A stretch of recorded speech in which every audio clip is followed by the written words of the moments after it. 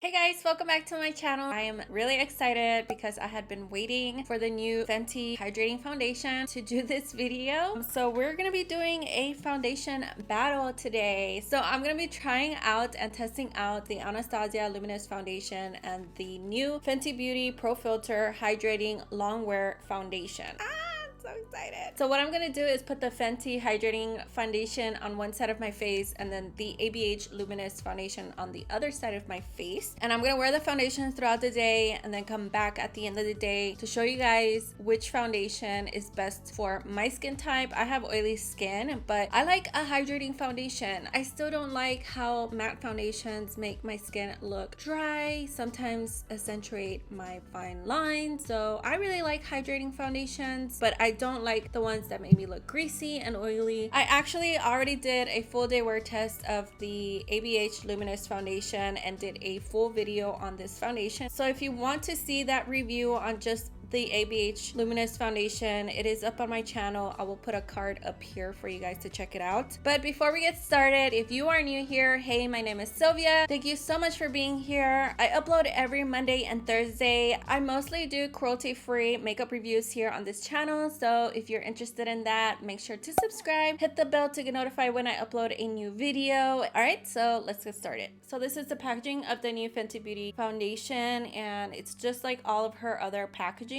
So the foundation comes in this tube right here, and it's a plastic like squeezy tube, and then it also does come with a pump, which is really good. Not a huge fan of the plastic tube. I prefer more the other packaging that they have, their other foundation, which is glass, but I guess this would be like really easy to travel with. You won't have to worry about it breaking. Probably easy to squeeze out all of the product also. So the shade that I purchased is in the shade 220, which is the same shade that I used in their Pro Filter Soft Matte Foundation, which is this one right here. So obviously I'm not wearing any foundation or makeup right now. I have only my skincare on. So I'm gonna go ahead and apply primer now. I'm gonna use the new Fenty Beauty Mattifying Primer, which I also did a review on. So if you want to check that out, I'll put a card up here for you guys to see it. I want to use the Mattifying Primer because I know these are hydrating and like dewy foundations, but because I'm oily, I have to use a mattifying primer. I don't want to use a hydrating primer because then my skin is definitely gonna get oily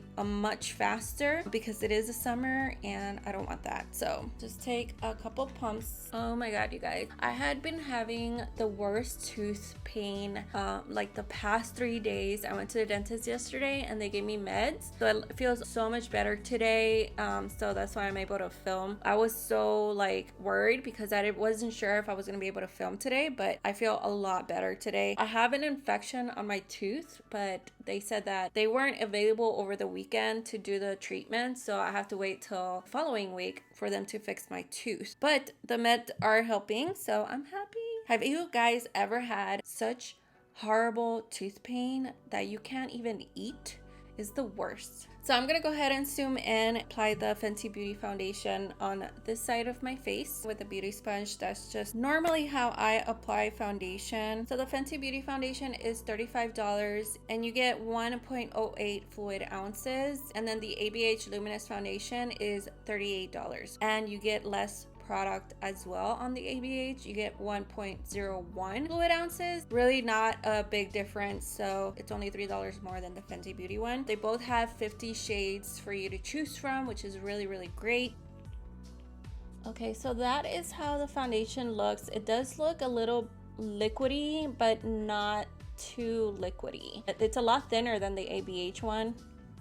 Apply it on this side. I'm over here thinking that I'm gonna apply it all over my face. I pumped out too much on the back of my hand for just the half of my face. That's okay. I'm gonna apply some on my neck, left on the back of my hand, and then start blending it in. So online it says that this is a hydrating longwear foundation that delivers comfortable medium to full coverage and a natural finish, perfect for normal to dry skin. It says that it is good for normal, dry, and combination skin types. One of the highlighted ingredients in this foundation is grapeseed oil, but it doesn't say that the foundation is vegan, gluten-free, alcohol-free, or anything like that, besides that it's just cruelty-free and that it has grapeseed oil and sodium hyaluronate. The ABH foundation does say that it's vegan, cruelty-free, gluten-free, alcohol-free, all of those things, so just keep that in mind. Alright guys, so this is how the Fenty Beauty foundation looks right now, and it does have like a luminous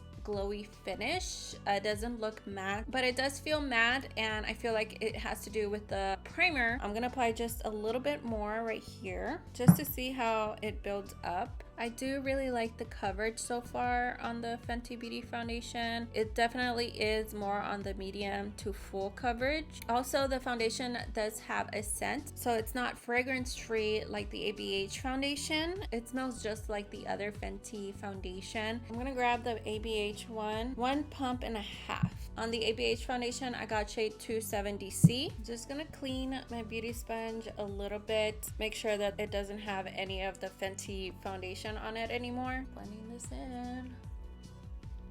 Alright guys, so this is the side of the ABH Luminous Foundation, and then this is the side of the Fenty Hydrating Foundation. So the Fenty one looks a little more luminous and glowy and dewy, a little bit more shiny than the ABH one. I don't know if you guys are able to see the difference. As far as the coverage, I feel like the coverage is pretty much the same on both foundations. So far, I think both of them look really good. If I'm being picky, just like really picky on the foundations, I do feel like my pores look a little bit bigger on this side where the Fenty Luminous Foundation is. I didn't apply a pore minimizing primer just to see how it does with my pores. I do have pretty large pores, and just comparing the two, my pores on this side look smaller than this side. Another thing that I noticed is that it does look a little bit more cakey on the Fenty Hydrating side than on the ABH Luminous side. But if I look super like really close into the mirror, from far away, you really can't tell at all.